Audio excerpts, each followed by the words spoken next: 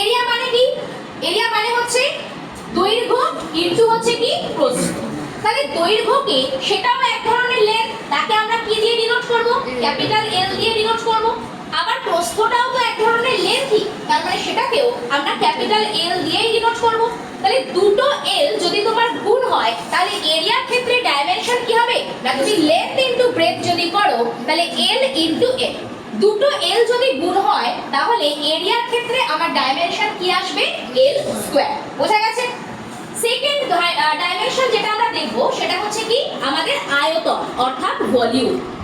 ভলিউমের ক্ষেত্রে যদি দেখা যায় যে আমাদের দৈর্ঘ্য ইনটু প্রস্থ ইনটু হচ্ছে উচ্চতা, আমরা তিনটে জিনিসকে দেখি।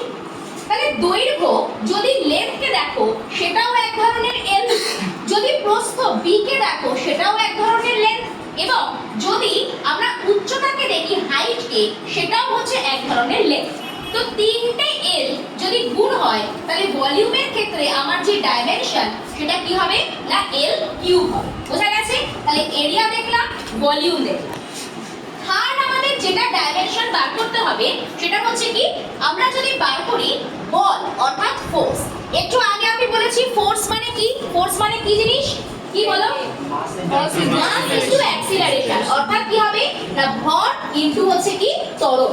তাহলে এখানে ফোর্স মানে হচ্ছে মাস ইনটু হচ্ছে অ্যাক্সিলারেশন। এবার তোমাদের তাহলে প্রশ্ন আসবে যে অ্যাক্সিলারেশন জিনিসটা কি, তাই তো?